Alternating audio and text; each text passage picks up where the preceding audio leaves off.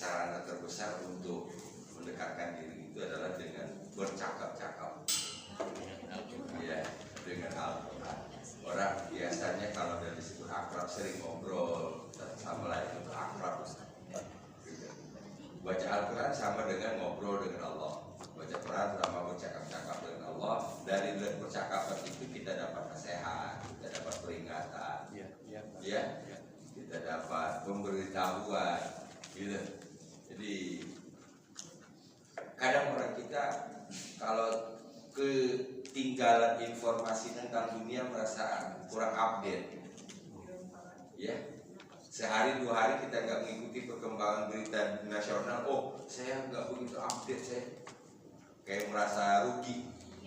Tapi kalau kita tidak baca Al-Quran, tidak update tentang informasi dari Allah, merasa tidak rugi. Biasa-biasa aja. Itu yang harus diperbaiki. Nah inilah yang harus kita perbaiki. Jadi di angka 2026 ini, ya, semoga kita sering berdiskusi, sering ngobrol, sering curhat. Dan biasanya dari seluruhnya itu satu yang paling penting, doa, kan? Dalam setiap pertemuan baca Quran itu ada doa di dalamnya. Idza marra bi ayatin fiha tasbih sabbaha wa idza marra bi su'alin sa'ala wa idza marra bi ta'awudzin ta'awwadza. Kalau melewati ayat tentang ta'awuz, Nabi berta'awuz, ayat tasbih Nabi bertasbih, ayat doa Nabi berdoa. Minimal ada tiga kata kunci yang pasti akan selalu kita temui di dalam Al-Quran. Orang tadabbur mengembangkan ini menjadi lebih banyak lagi, ya. Terakhir kita sampai ayat 18 surah Al-Qalam. Allah Subhanahu wa taala menyebutkan kama kemarin. Inna balauna kama balauna, kama itu artinya sebagaimana. Nah, kalau ada kata sebagaimana ini maka berarti ada dua hal yang punya kemiripan. Yang satu telah terlebih dahulu, yang dua yang sekarang, begitu, ya. Itu yang ada di frame of thinking kita, cara berpikir kita kan. Oh iya, kama balauna, sebagaimana kami telah menguji. Oh berarti sebelum ujian yang Allah berikan kepada kaum musyrikin Mekah yang diceritakan oleh ayat ini dengan seorang tokoh yang begitu luar biasa kezalimannya, itu mereka diuji seperti orang yang masa lalu. Kama balauna ashabal jannah, sebagaimana kami menguji pemilik kebun. Kita buka dengan basmalah. Bismillahirrahmanirrahim. Lantas kemudian pertanyaannya, untuk mengetahui ujian apa yang Allah berikan kepada tokoh yang disebutkan belasan ayat sebelumnya, maka Allah mengajak kita melihat ujian yang Allah berikan kepada pemilik kebun. Jadi kalau dengan persamaan itu tidak usah diceritakan kedua-duanya, satu saja. Kan kalau kita membandingkan berarti kan harus ada pembanding, ya. Nah, gitu. Menyamakan kama sebagaimana itu berarti dari dua kelompok sebutkan satu, berarti yang satu ini sama. Paham? Ini termasuk bahasa komunikasi ini. Kama balauna ashabal jannah, sebagaimana kami menguji pemilik kebun. Layas iz aqsamu layasrimunnaha musbihin, ketika mereka bersumpah pasti besok pagi kami akan memanennya. Wala yastatsnun, sementara mereka tidak mengecualikan. Ya. Apa ujiannya? Kita lihat di ayat ke-20. Fatofa 'alaiha ta'ifatun min rabbika wa hum naimun.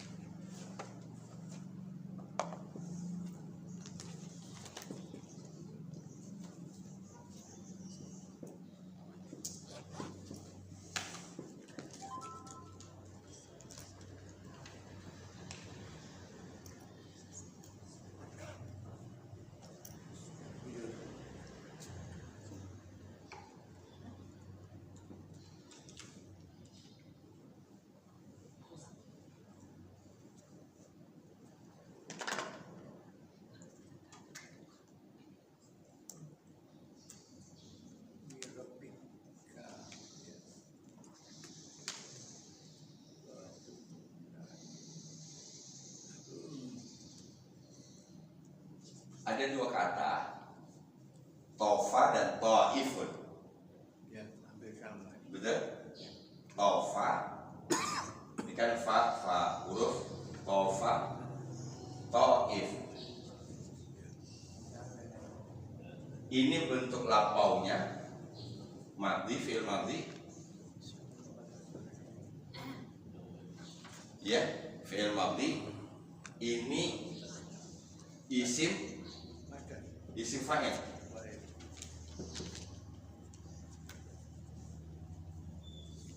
Tofa yatufu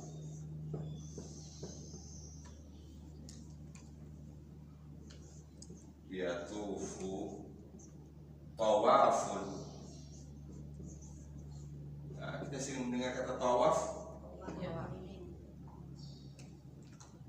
Isim fa'ilnya ta'if. Isim fa'ilnya ta'if.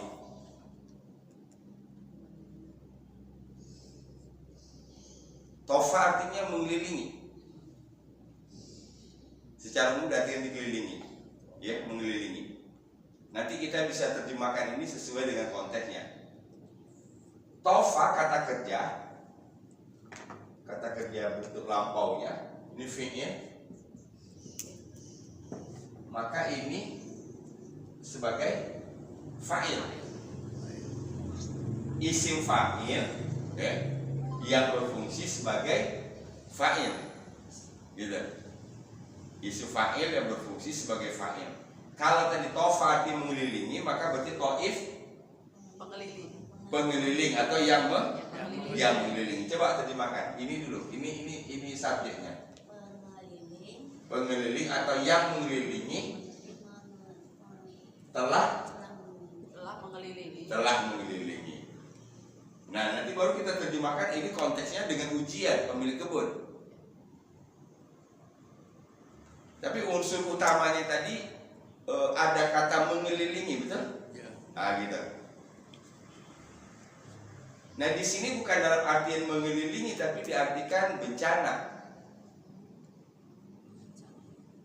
Jadi kalau kita artikan bencana itu di sini. Maka bencana, kalau tadi kan pengeliling telah mengelilingi. Kalau diartikan bencana, maka kita ini menerjemahkan yang disesuaikan. Bencana telah mengelilingi. Apa lagi? Menimpa barangkali. Menimpa. Ah, ya. So, maka bencana telah menimpa padanya. Pertanyaannya, hanya ini kembali ke mana? Kebun. Ashabul jannah.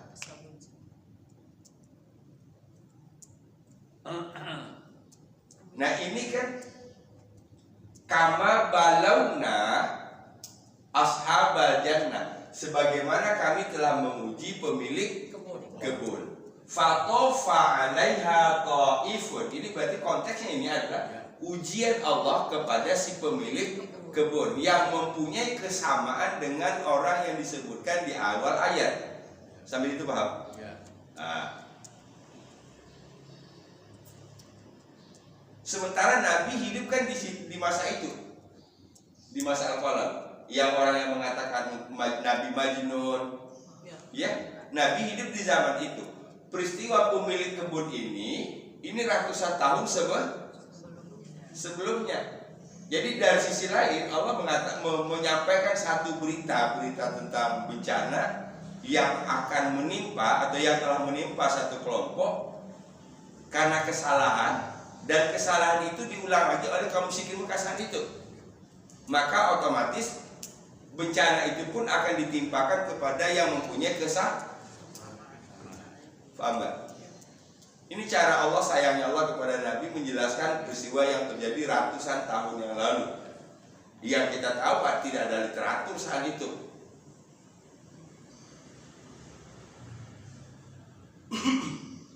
Yuk, adalah.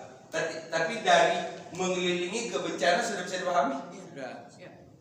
Mengelilingi itu berarti apa? Mencakup seluruhan kan? menyeluruh, melingkupi. Saya mengelilingi Masjid Hakul Yakin, berarti seluruh bagian Hakul Yakin itu saya kuasai, saya kelilingi.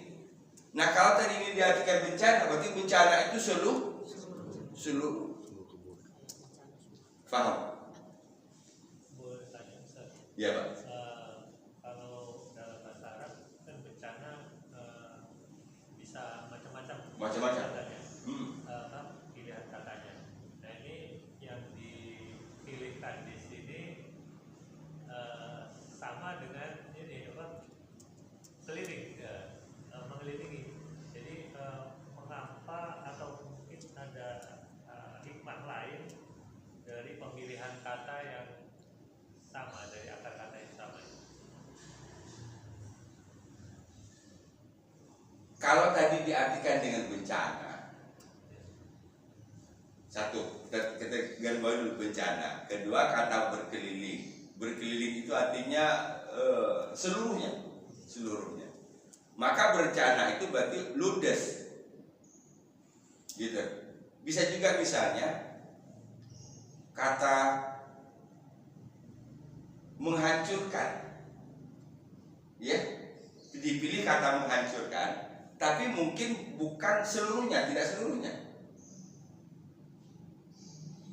Agak ini bisa dipahami nggak maksudnya? Karena bahasa Arab itu paling banyak menggunakan pola-pola seperti ini. Jadi kita bukan hanya memahami translate-nya, bukan hanya memahami terjemahannya, ya, tetapi memahami makna asal kata ini apa sih. Makanya kan kalau orang belajar tafsir itu dibahas dulu asalnya ini apa. Ini asalnya, ini makna asalnya, kemudian ini makna terjemahannya. Tapi makna terjemahan tidak boleh terlepas dari makna, pasti ada unsur asalnya. Kami menghancurkan kebun mereka. Bisa jadi nggak semuanya hancur. Bisa jadi mungkin masih ada yang bisa dimanfaatkan. Gitu. Misalnya,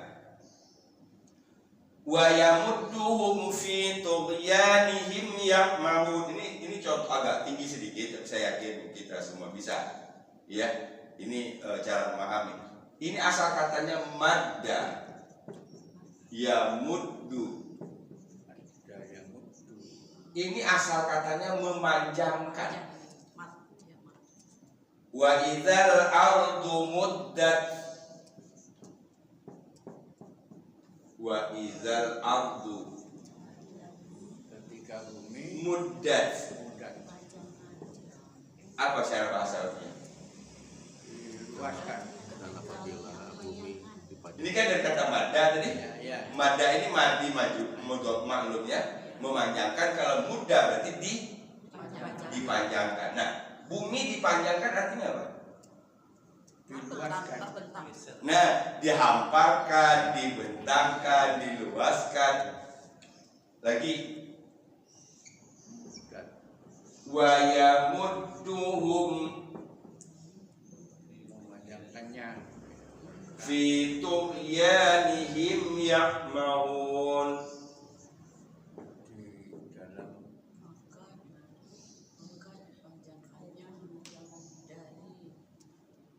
Fi tughyanihim, dalam kedurhakaan mereka. Al-Baqarah kan ini?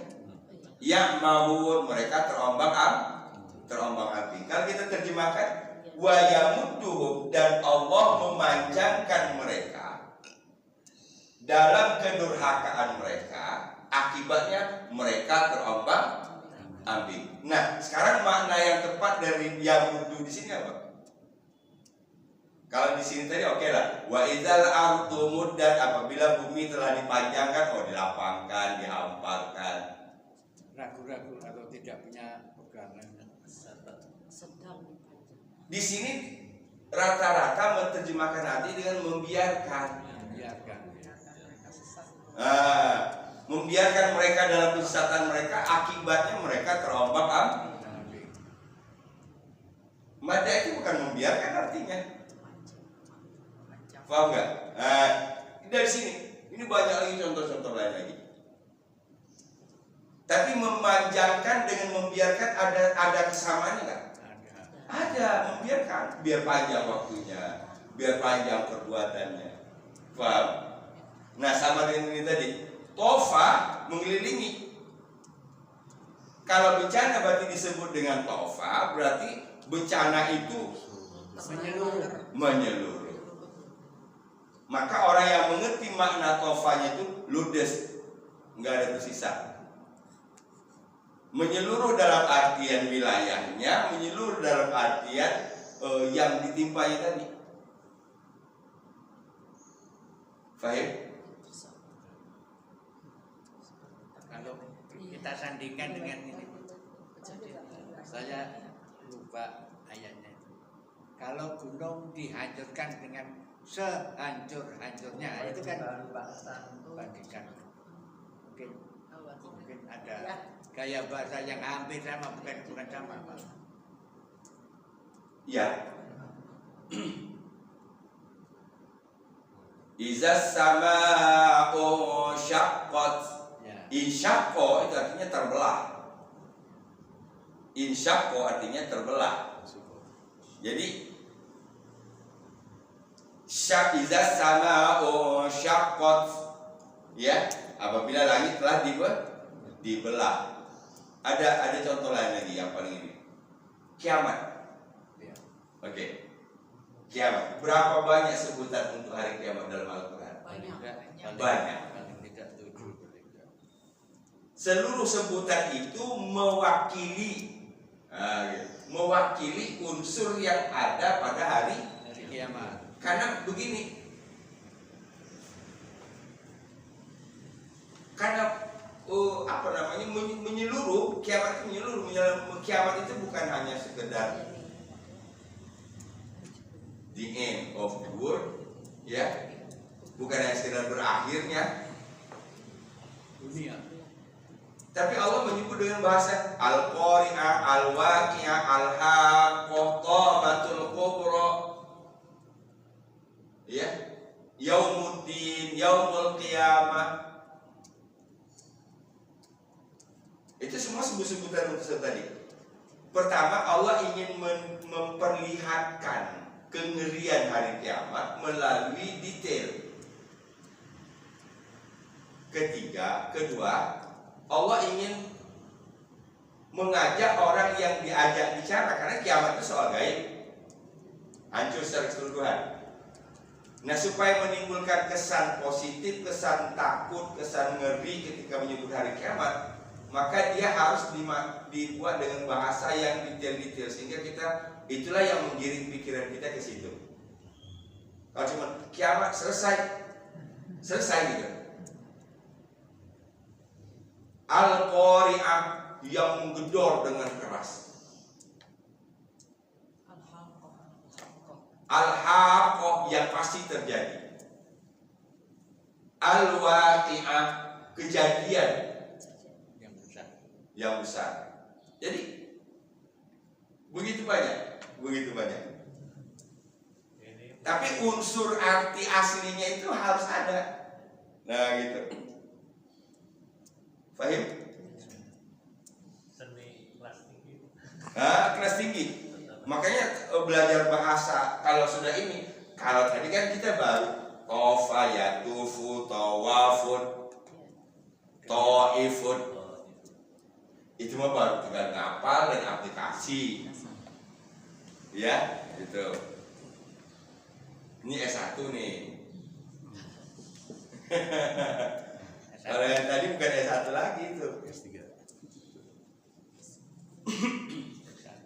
Ta'ifun jadi Allah. Ya. Ta'ifun Allah ya. Subjeknya Allah. Bukan. Bukan. Subjeknya ta'ifnya sendiri. Satu. Coba kita lihat tadi. Ta'ifun tadi secara bahasa artinya yang mengelilingi. Pengeliling atau yang mengelilingi. Maka yang mengelilingi telah mengelilingi atasnya. Oke? Nyanya di sini ke kebun. Karena konteksnya di sini adalah ujian kepada si pemilik kebun, maka dimaksud di sini adalah bencana. Maka bencana telah menimpa atasnya. Subjeknya siapa? Allah. Bencana. Subjeknya bencana. Disebutin nggak apa bencananya? Belum. Itu dia. Nggak disebutin. Tadi kalau supaya itu pelaku. Iya. Oh jadi bencananya. Bencananya, bencananya. Maka bencana telah Menimpanya. menimpa atasnya. Menimpa atasnya. Ya, atasnya. Yo, coba kita bukan mau memperlama-lama kajian ini supaya kita bisa betul-betul mengambil poin detail-detailnya. Iya, Pak. Iya kan? Maka bencana telah menimpa atasnya. Ini kan berarti kok ini kan gak asal satu kata, Pak Ustadz. Kenapa kok artinya bisa berbeda? Yang satu bencana, yang satu menimpa. Kan ya? Gitu. Nah, itulah dia tadi. Ini terjemahan maksud. Paham? Jadi ada terjemahan makna, ada terjemahan maksud. Kalau yang tadi orang nggak ngerti, maka yang mengelilingi telah mengelilingi atasnya. Paham? Satu, kedua, subjeknya itu dalam bentuk nakirah. Apa nakirah? Nakiro. Belum tentu Belum Umum. umum. Ya. Tidak pakai alif lam kan? Ya. Gitu.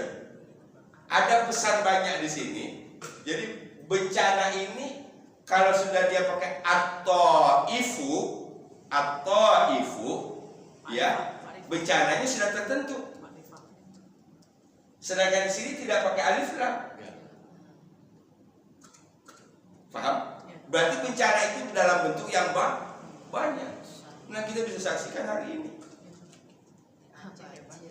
di Aceh, berita terbaru di perbatasan Riau dengan Jambi itu sekarang sudah tidak bisa dilewati karena ada pipa gas yang meledak dan itu sampai 100 meter lebih apinya naik ke atas. Dikelilingi bencana. Udah dikelilingi Taifun itu. Di Jawa Barat longsor, Taifun. Tapi bencana yang lagi terjadi ini adalah banjir. Karena musim hujan di mana-mana. Tanya Pak. Ya Pak. Tanya, minta maaf. Kajian seperti ini, apakah ada panduan buku yang tertulis yang bisa untuk pegangan gitu loh? Apakah tafsir itu ada seperti ini? Karena cakupannya yang sangat luas, Ya. setahu saya nggak ada Pak. Jadi harus ikut tanda di sini ya Pak. Salah satunya. Salah satunya. Karena kita di tafsir pun tafsir itu sendiri bermacam-macam. Ya, ada tafsir bil lughah misalnya. Nah, kalau tafsir bil lughah kita dapat itu sedikit penjelasan, tapi nggak seluruhnya. Saya bahasa ya. Bahasanya. Kata ini berasal arti aslinya ini. Nah, itu dijelasin itu biasanya. Gitu. Tapi soal pola bahasanya ini fa'il, ini fa'il itu nggak ada di dalam tafsir. Saya jangankan membuat yang begini dari awal-awal tadabbur itu selalu menanyakan, Pak Ustadz ada buku panduannya enggak? Sampai hari ini saya belum bisa bikin. Karena mencakupnya. Oke? Ini arti bahasanya, ini bahasa pelajaran bahasa Arabnya, ini pelajar seperti yang ini tadi. Belum lagi memasukkan hafalannya. Baik ya. Ada buku yang khusus bahasa gitu. Tapi nanti dia ada tafsir bahasa lagi. Ini menarik ini, contoh-contoh sederhana ya yang kita temukan ada dalam Al-Quran. Madda yamuddu artinya memanjangkan. Wa idzal ardu muddat apabila bumi telah dipanjangkan. Terjemahannya bukan dipanjangkan ini. Ada dihamparkan, ada maknanya kalau dalam konteks kiamat ini artinya hancur. Ini kalau dalam konteks kiamat, kalau dihamparkan lagi nanti madda. Wa yamudduhum fi tughyanihim, dan membiarkan. Kok dari memanjangkan jadi membiarkan? Faham? Nah, itulah bahasa. Sampai sini saya paham. Mir rabbika, baru disebutkan. Taif itu dari mana datangnya? Oke. Ini. K-nya ini siapa K-nya? Kang kebon. Bukan yang bukan dari kebun. Yang baik. Jangan Muhammad. Oke. Yang buka Quran dulu. Sampai di sini kita sudah bertemu dengan berapa tokoh dari cerita? Sampai ayat ke-20 ini. Paling tidak dua. Dua siapa aja? Allah dengan tukang kebon. Tukang kebun. Nabi Muhammad. Ya. Yang orang yang punya sifat sebelumnya. Berarti ada 3 kan ini? Oke. Nah, gitu. Ini jangan dulu. Ini K-nya ini adalah Nabi Muhammad. Kalau orang sebelumnya ashabal jannah, jelas itu jamak, nggak mungkin engkau. Paham? Gitu. Kalau yang tadi orang yang disebutkan di ayat belasan itu orang yang suka menghina, suka bersumpah palsu, dan Allah tidak pernah menyebut kata engkau orang kedua, selalu menyebut dia. Oke, ini penggunaan bahasa. Gimana Pak? Allah tidak pernah menyapa engkau. Oke. Engkau itu Tadi, oke kita ambil aja lah misalnya Walid bin Mughirah ya sebagai contoh. Karena Quran tidak merinci. Kita pahami saja dia sebagai Walid bin Mughirah. Ya kemarin ada 8 atau berapa? Sifat, ada 8 sifat jelek kemarin? 9 sifat-sifat negatif. Allah tidak pernah menyebut ini sebagai K, tapi selalu menyebut sebagai huwa atau hu.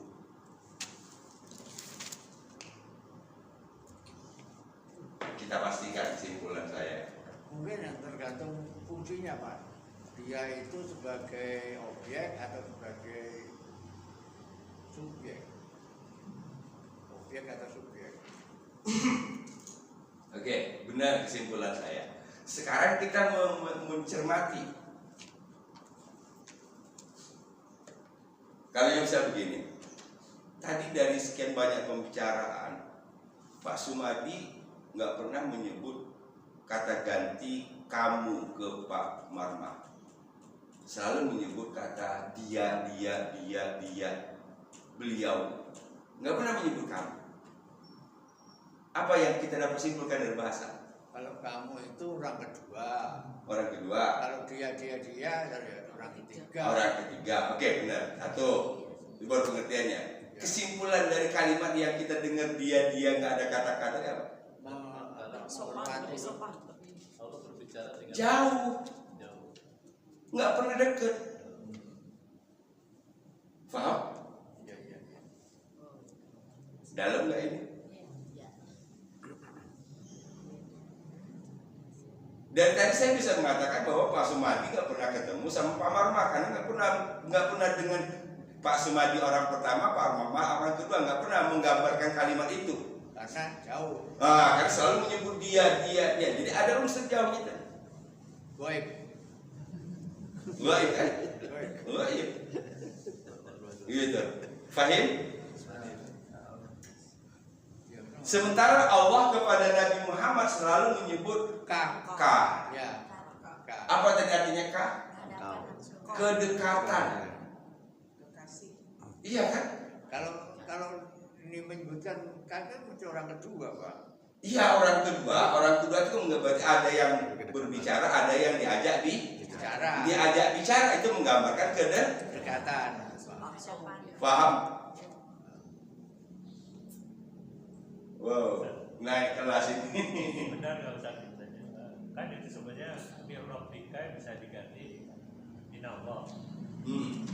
Nah, kalau apa namanya, Untuk dari berdekatan. segi rasa minallah dengan mir rabbika itu jauh lebih dekat mir rabbika. Ya, lebih dekat. Dari segi rasa pada waktu kita diajak komunikasi, misalnya saya ngomong sama anak saya, Marmahadi itu tidak senang ABCD, dengan bilang bapakmu tidak senang ABCD, papa nggak senang ABCD, gitu. Itu kan rasanya beda ya antara Pak Marmahadi dengan papa. Ini juga Rabbika dengan Allah ya. Jadi pilihan kata yang diberikan oleh Allah di ayat ini seperti apa namanya, sentuhan kepada jiwa Nabi gitu pada waktu berkomunikasi. Oke. Makanya Ini jangan-jangan nggak bisa selesai satu ayat hari ini. Satu hari minggu, Pak. ditambah panjang lagi pertanyaannya, tapi memang harus saya respon. Landasan berpikirnya Rabbana ma khalaqta hadza batilan itu. Ya, tidak ada yang sia-sia. Kan kalau kita disebut, mengapa tidak disebut minallah? Pertama benar-benar tadi. Ketika Allah itu kan ada dua, ada zat, ada sifat. Nah, sifatnya itu diwakilkan dengan kata roh. Oh, iya. Iya, roh. Jadi sebelum masuk ke pertanyaan Pak Marmah, bahwa Allah menimpakan bencana kepada orang pemilik kebun tadi karena kesalahannya, itu bagian dari roh. Sekarang kita pahami dulu. Apa arti roh? Memelihara. Pemelihara, pengawas, pendidik, penjaga, pengatur. Sifat. Iya. Menyiksa. Berarti bagian dari pemeliharaan Allah. Bencana diturunkan bagian dari pemeliharaan Allah. Nah, kan kita harus panjang lagi mikirnya. Kok melihara turunin bencana? Paham nggak bener? Ini salah satu contohnya tadi. Jangan yang bakhil begini. Kan bakhil tadi. Kita pagi-pagi lah, pagi-pagi. Iya, bakil ya. Pakil. Oh, supaya jangan tahu sama orang miskin. Malam-malam. Oh, gitu. Jadi supaya yang bakhil berhenti di dia atau dia menghentikan kebakhilan itu, nah buang penyebab datangnya kebakhilan, kekayaan. Itu bagian dari cara Allah sayang itu dengan dia gitu loh. Supaya tobat ya, Pak. Nah, ini kan bisa melihat sayangnya Allah dalam konteks musibah itu amazing. Rata-rata berpikiran normal ya begitu, yang disebut dengan sayang itu dikasih rezeki, mau ngapain aja dibiarin, semuanya sukses aja, semuanya lancar aja semua. Allah sayang sama saya. Nanti dulu, paham? Ibu suami istri kalau ada istrinya dibiarin mau pergi kemana terserah, suami nggak pernah nanya. Kayak apa? Kalau punya rasa, lah kok Didiemin. ini perasaan kami ini kalau nggak pernah nanya, jangan-jangan udah terserah lu gitu. Itu bahaya kalau sudah sampai ke level terserah lu. Udah angkat tangan. Nah gitu ya. Jadi kalau nanya, kalau ini semua itu berarti ada care, betul ya? Peduli. Sama dengan ini. Paham? Jadi pertama tadi, yang Allah berikan kepada si pemilik kebun, termasuk yang Allah berikan kepada Walid bin Mughirah tadi, bencananya itu bagian dari tarbiyah, bagian dari rububiyah Allah Subhanahu wa taala, pemeliharaan, penjagaan, pengawasan. Nah, tinggal ini kita harus memempat lagi satu. Kedua, selain roh ini kita dari bahasa, dia adalah sifat. Sifat Allah. Allah adalah zat. Sifat sifat ini bersentuhan dengan kita tiap hari. Allah nurunin hujan, bagian dari pemeliharaan Allah. Allah mengembuskan angin, bagian dari pemeliharaan Allah. Itu sebabnya dalam berdoa kita lebih banyak menggunakan kata Rabb. Maka berarti kalau kita bertanya, kita kembangkan Rabbana, wahai penjaga, wahai pemelihara, wahai pengawas, wahai pengatur, wahai pendidik kami. Gitu loh. Jadi ada kedekatan tadi. Allah zat. Wallahu alam, itu tidak tahu. Zatnya itu maha suci. Nah, kalau maha suci didekatkan ke kita, begini jauh. Faham? Allah maha suci, maka kita mau kotor. Kapan kita menyebut kata Allah? Kapan kita menyebut kata Rabb? Kalau untuk membangkitkan rasa bahwa kita ini dah kotor karena banyak kesalahan, sebut Allah. Supaya terlihat Dia yang maha suci, sementara kita masih bergelimang dosa. Ampuni dosa hamba ya Allah, supaya hamba bisa mendekat. Faham? Nah, itu saatnya. Fahim? Jadi mengapa di sini tidak kata Allah? Karena Allah beginilah Al-Quran. Ada orang yang kurang hati-hati dalam ini.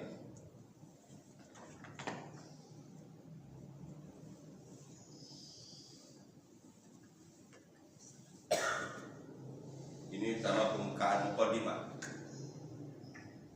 Man ya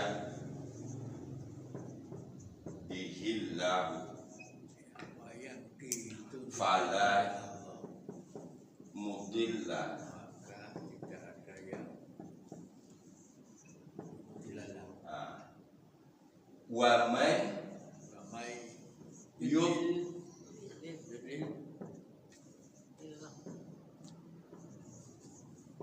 fala hadiyalah.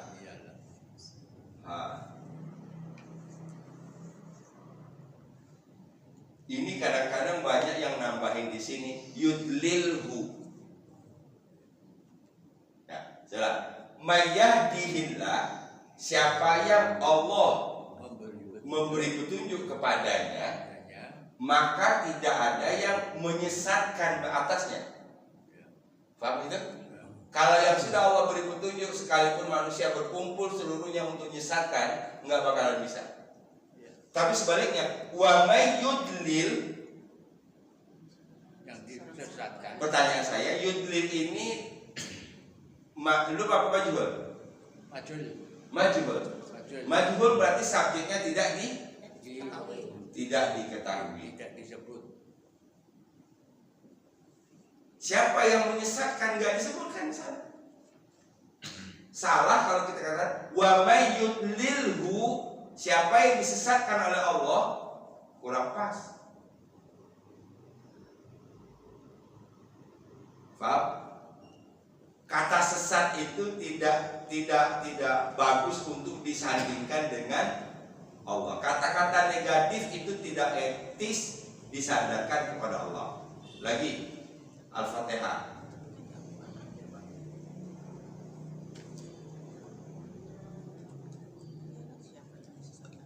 Kalau yang ini Pak, itu Allahnya kan mengikuti yang kalimat sebelumnya Pak.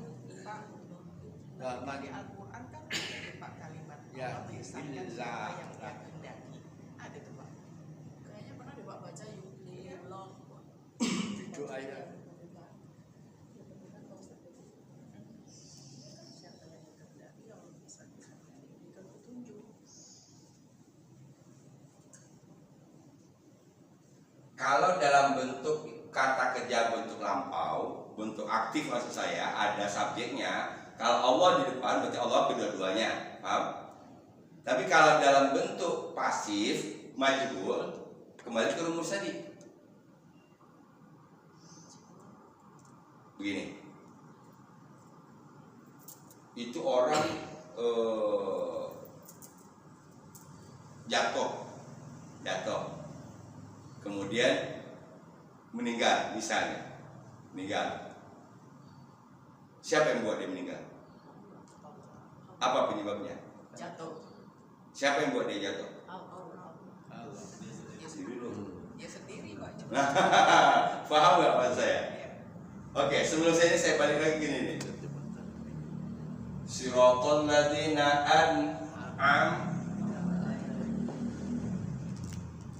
Nah, kedua maghdub.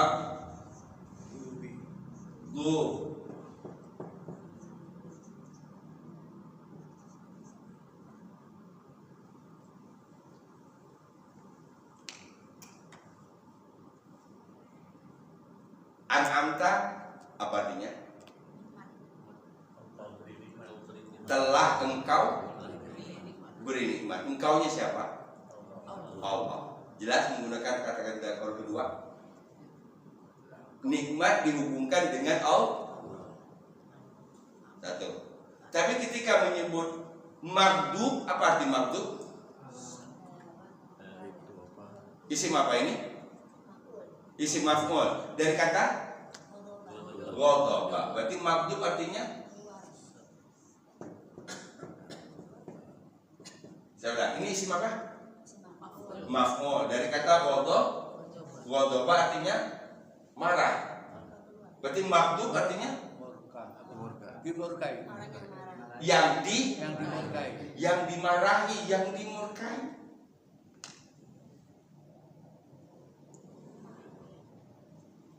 Oke, disebutin nggak siapa yang marah? Jadi ini yang menyebabkan marah, yang memarah ini pertama dianggap pembaca udah tahu. Iya. Keterangannya saya pernah baca begitu Pak. Jadi tidak disebut karena secara umum sudah diketahui. Bisa, pendapat seperti itu bisa. Satu, kuncinya tadi, kalau nikmat disandingkan dengan Allah, kalau yang dimurkai itu tidak tegas disebut Allah, Ya. itu etis. Etika. Etika kita, satu. Sopan santunnya begitu ya. Sama santunnya, Ya. Allah maha suci, gitu loh, maha suci kok dihubungkan dengan murka. Allah murkai. Gitu, paham nggak? Maka disebut di sini yang dimurkai. Nanti bisa buka surat Al-Baqarah. Itu tentang laknat. Mal'un. Tapi ada laknatullah. Yaitu orang yang menyandarkan kepada Allah gitu ya. Itu. Sebenarnya laknat itu kalau orang yang berbuat tidak baik, itu siapa aja sih yang melaknatnya? Allah, malaikat, manusia, semua. Berarti kalau yang dimurkai ini bagi orang yang berbuat tidak baik, siapa aja yang murka? Orang banyak. Harusnya semua kita yang di sini tidak senang. Makanya Allah menggunakan kata maghdub, yang dimurkai.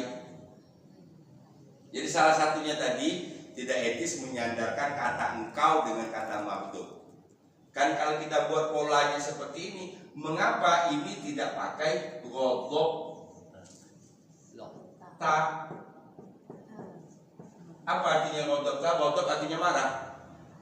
Berarti ghadab ta? Marah kepada Engkau marah. Engkaunya adalah Allah. Rahmati wasi'at kulla syai'in. Rahmatku meliputi segala-galanya. Maka tidak pantas. Ini soal kepantasan ya. Soal kepantasan menyandarkan kata marah itu kepada Allah. Karena yang paling dominan Ar-Rahman, Ar-Rahim. Rahmati wasi'at kulla syai'in. dalam Quran tidak pernah kita temui. Iya.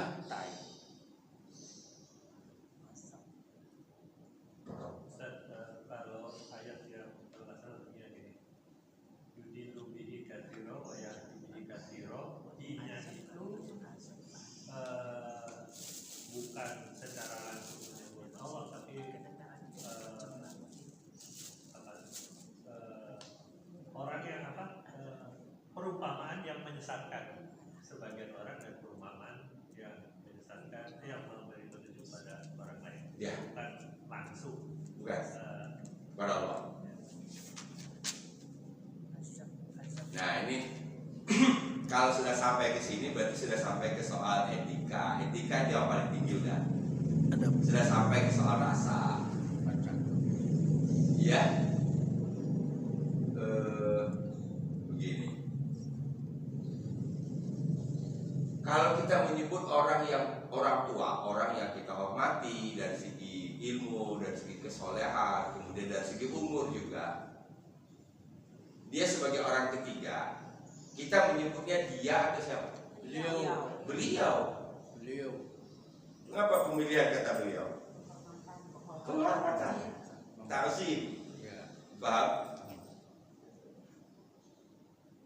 Cuman kita dibalik kadang-kadang dalam kehidupan sehari-hari segala yang negatif seakan-akan dari Allah, yang baik dari manusia. Pengen bukti? Ya Ustaz, maaf Pak, nggak ngaji. Saya lagi diuji sama Allah. Kenapa ujiannya? Ujian apa? Ujian sakit. Selalu kan orang bilangnya gitu Pak, ujian itu adalah sakit itu adalah ujian dari Allah kan. Biasanya orang suka mengucapkan begitu Pak Ustaz. Ya itu orang yang kata tadabbur. Orang tadabbur zaman. Berarti meleset. Kalau mau mengucapkan itu harus fair. Alhamdulillah Ustaz, saya hari ini bisa ngaji karena lagi diberi ujian sama Allah. Apa ujian apa? Ujian sehat. Sehat adalah ujian, sakit adalah ujian, kekurangan adalah ujian, kecukupan adalah ujian. Miskin ujian, kaya ujian. Paham? Nah kita ingatnya kalau yang sakit-sakit aja, yang gak bagus-bagus aja. Miskin ujian. Baik. Nah maksud saya begini, tidak ada yang salah dengan kata itu. Cuman ketika itu diucapkan terus-menerus, ingat apa kata Rocky Gerung? Satu kebatilan yang diucapkan terus-menerus, di-framing terus-menerus, nanti jadi kebenaran. Nanti kita takut mempengaruhi image kita kepada Allah Subhanahu wa taala. Ya, image kita kepada Allah Subhanahu wa taala. Berarti urusan sakit urusan Allah. Negatif berarti. Betul? Oh, mir rabbika kemarin?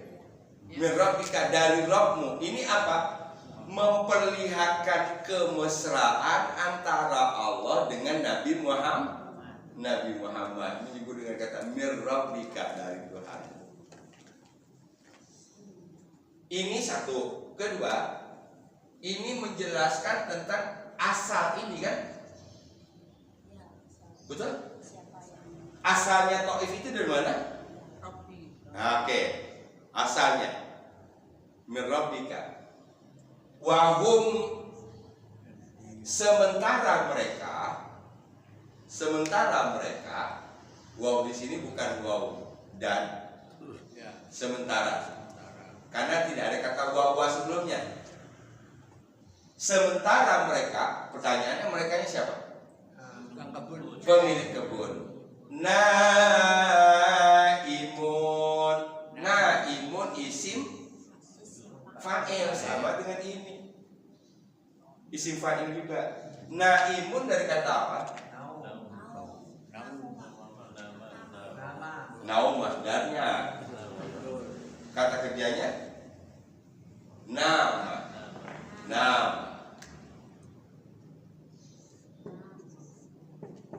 Ya naum. Orangnya isim fa'ilnya naib.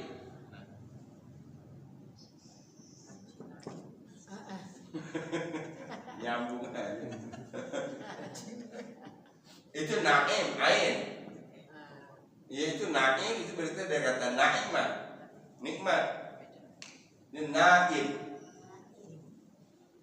orang yang tidur.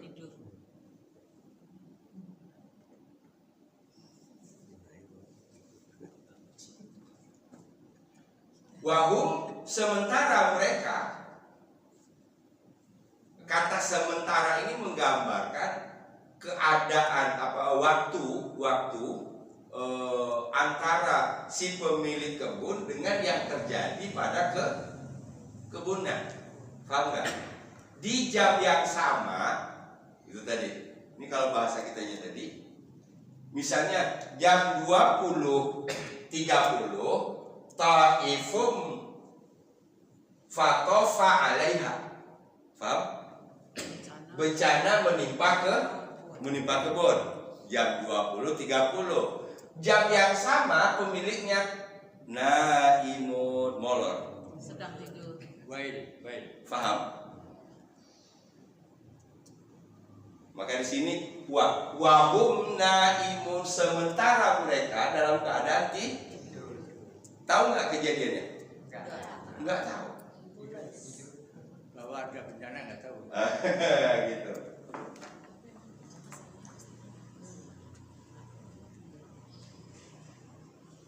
Ada dua, taifnya nggak dijelasin apa, tapi dijelasin sumbernya. Datangnya dari mana? Mir Rabbi.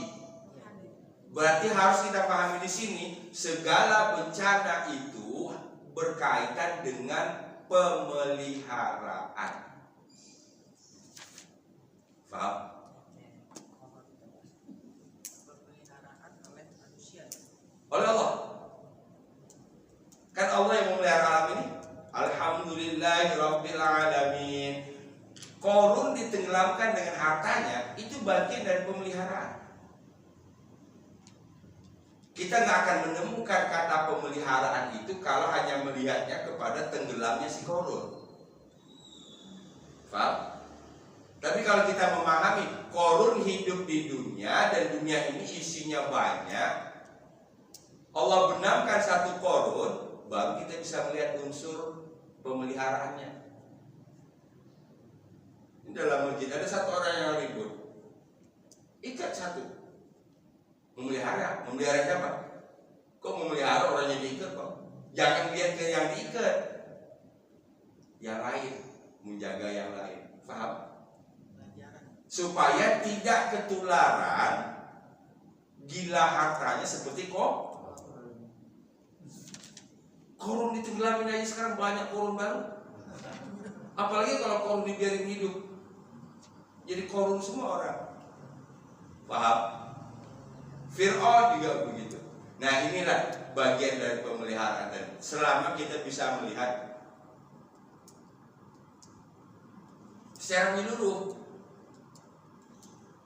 ya, melihat ayat itu bukan sebagian-sebagian. Melihat satu peristiwa itu bukan hanya satu case by case, tapi melihat secara keseluruhan. Wahum naimun, sementara mereka, si pemilik kebun itu tidur.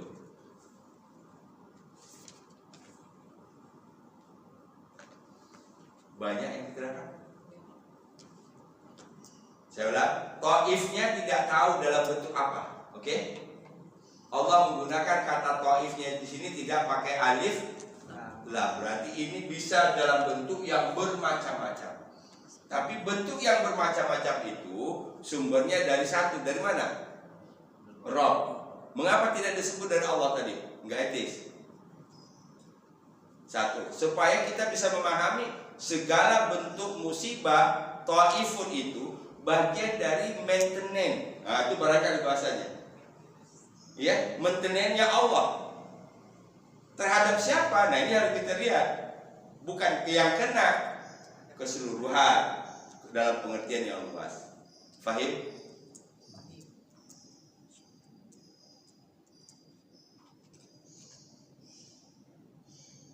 Sekarang kita berandai dulu untuk menyelami makna ini.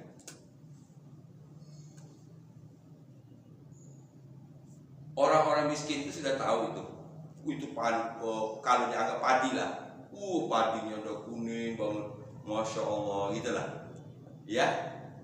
Tiba-tiba dipanen oleh pemiliknya tanpa sepengetahuan orang miskin, dan orang miskin nggak kecipretan sama sedikit sama sekali.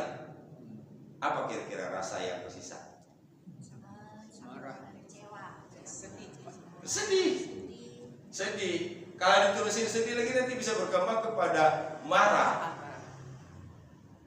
dari dengki jadinya. Ya. Ini supaya yang si pelit ini tidak lanjut dengan kepelitannya, supaya orang-orang yang miskin ini tidak muncul rasa iri dan sakitnya, sedihnya tadi, hancurin. Paham? Selesai. Nah, selesai.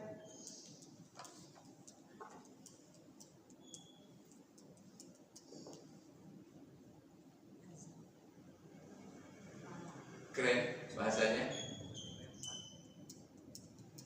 فَطَافَ عَلَيْهَا طَائِفٌ مِّن رَّبِّكَ وَهُمْ نَائِمُونَ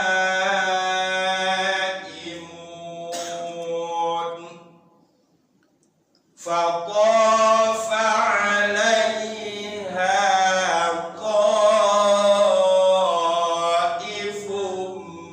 مِّن رَّبِّكَ وَهُمْ نَائِمُونَ.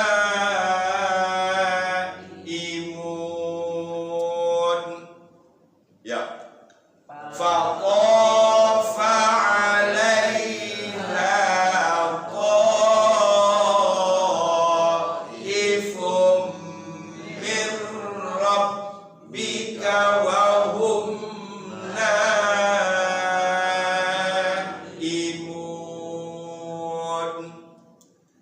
Ini sekaligus memperlihatkan kalau di awalnya mereka mengatakan la yasrimunnaha musbihin, pasti besok pagi kami akan benar-benar memanennya. Berarti seakan-akan itu kebun mereka kuasai.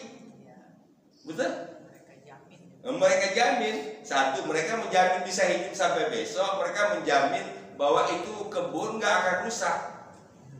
Tidak mengucapkan. Allah perlihatkan satu kelalaian manusia, naim. Apa tadi? Jadi ini bukan hanya sekedar sebuah cerita. Ini sekedar ingin memperlihatkan tadi, bertentangan dengan tadi, kalau la yasrimunnaha musbihin, pasti besok pagi kami panen.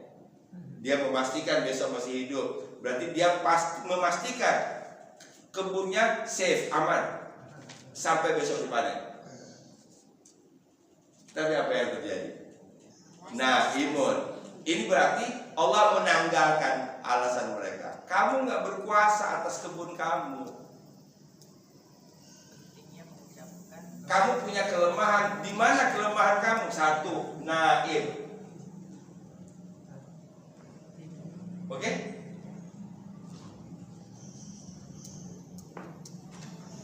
Ada orang yang bisa ingat selama-lamanya? Kita udah pengen khusyuk banget, gitu. Paham? Ada lengahnya. Karena kita menyadari kelengahan dan keterbatasan kita, maka kita selalu melandaskan dengan kalimat insya. Itulah yang paling jujur sebenarnya. Jadi kalau yang memastikan tadi itu orang nggak jujur itu. Allah perlihatkan di sini. Satu ayat banyak isi. Kalau didekati dengan pendekatan bahasa dan nada huruf.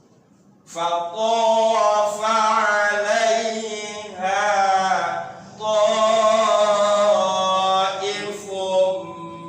min rabbika wa hum naimun. Ya. فَطَافَ عَلَيْهَا طَائِفٌ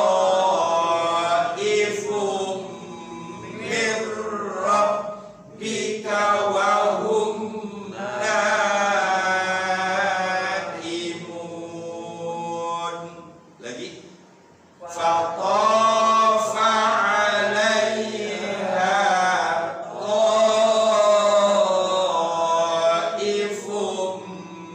min rabbika wa hum naimun.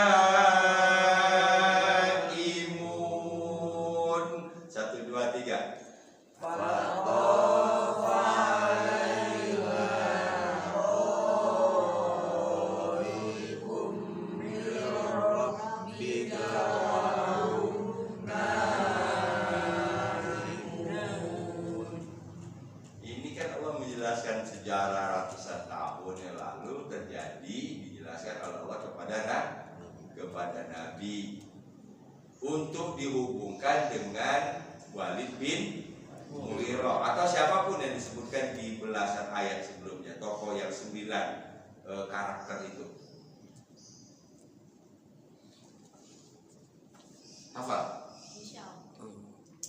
Tofa, naimun, faqafa alaiha ta'ifum mir rabbika wa hum naimun.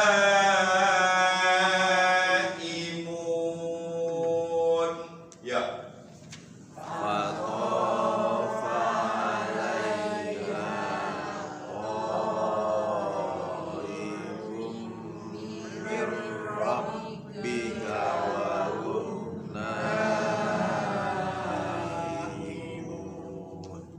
Oke, kita lanjutkan dulu tentang kondisi kebunnya.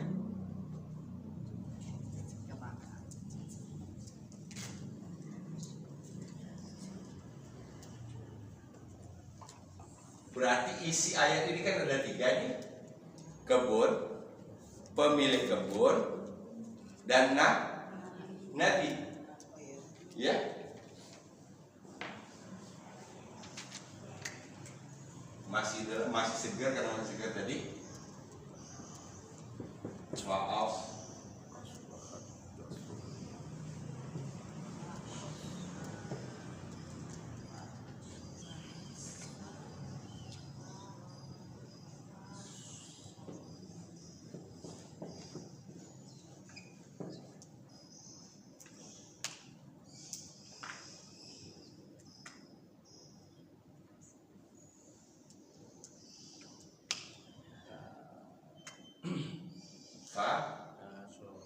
Fa ini sama fa ini beda. Kalau ini fa jawab, ya, karena tadi tofa toifun, maka asbaha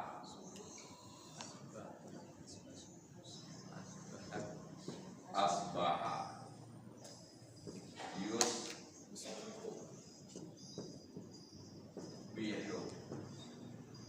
Ini bisa 2 arti, bisa artinya waktu subuh, bisa artinya menjadi. Ini jauh nih. Subuh bisa artinya menjadi, sama dengan ja'ala.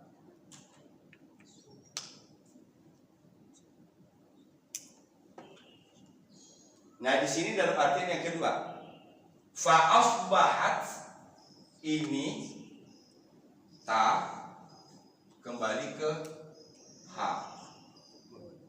Ha tadi artinya apa? Kebun kan? Berarti ini kembalinya ke kebun. Jannah. Fa asbahat, maka kebun itu telah menjadi, maka dia telah menjadi kasorim. Ka itu seperti perumpamaan.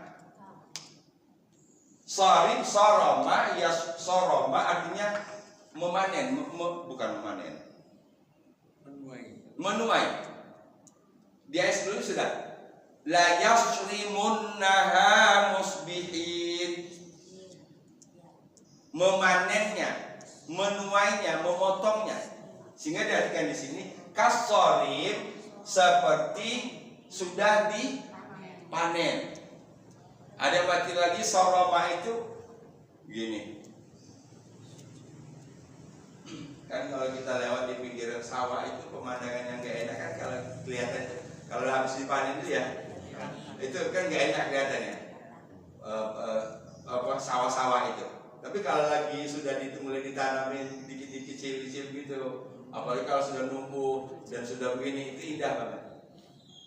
Ada yang perhatikan itu hangus, terbakar, kasorit seperti sesuatu yang hitam. Wallahu a'lam. Ya. Tapi apapun yang dimaksud di sini, ini cara Allah untuk menjelaskan kepada Nabi yang tidak hadir, yang tidak menyaksikan kejadian itu terjadi. Sehingga yang paling gampang melukiskannya adalah dengan membuat perbandingan. Masya Allah, itu airnya kayak gunung, paham nggak? Itu apa biasanya penggunaan kata itu? Besarnya gelombang air. Nah di sini, fa'asbahat kassorib, maka kebun yang tadi diangankan bisa dipanen akibat dari tofa tadi. Jadi disebutkan di sini tofanya tidak disebutkan apa, tapi dampaknya disebutkan kassorib, seperti yang sudah dipanen. Ini mendung hitam di langit itu juga ada yang mengatakan itu sorib. Ya, mendung langit hitam itu ada yang mengartikan dengan sorib, sehingga diartikan itu seperti sesuatu yang menghitam. Nah, kalau sesuatu yang menghitam, biasanya nalar orang berpikir lagi, berarti Taifnya itu kebakaran. Padahal bisa kan Allah Maha Kuasa menjadikan sesuatu tiba-tiba jadi hitam tanpa melalui kebakaran? Nah, inilah main bahasa. Jadi kita mulai dari bahasa yang umum untuk dapat banyak rasa. Di saat yang sama tadi, wahum naimun, mereka sedang tertidur. Fa'asbahat kassorib, kebun yang diangankan besok dipanen sekarang udah hancur. Besok jam 8 ada mau pertemuan meeting untuk menandatangani kontrak 40M.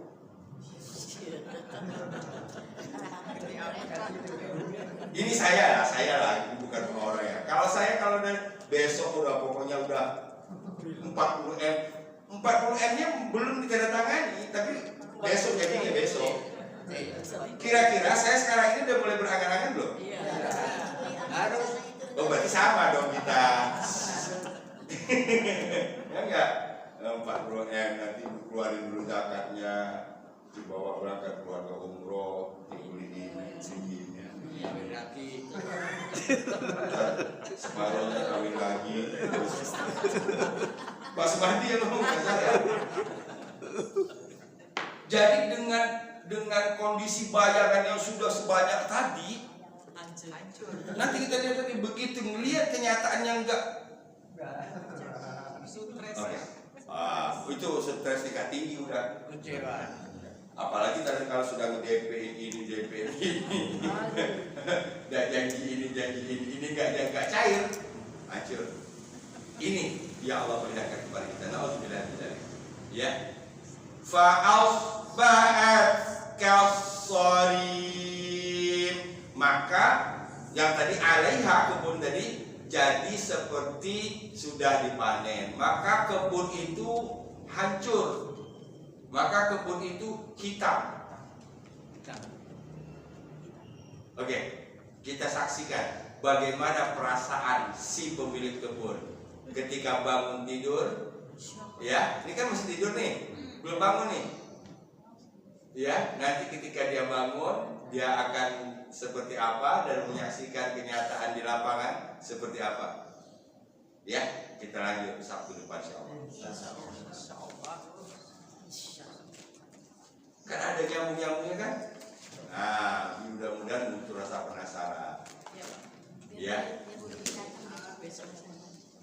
Oke, kita tutup dengan hamdalah. Alhamdulillahirobbilalamin. Subhanakallahumma wa bihamdika asyhadu an la ilaha illa anta astaghfiruka wa atubu ilaik. Assalamualaikum warahmatullahi wabarakatuh.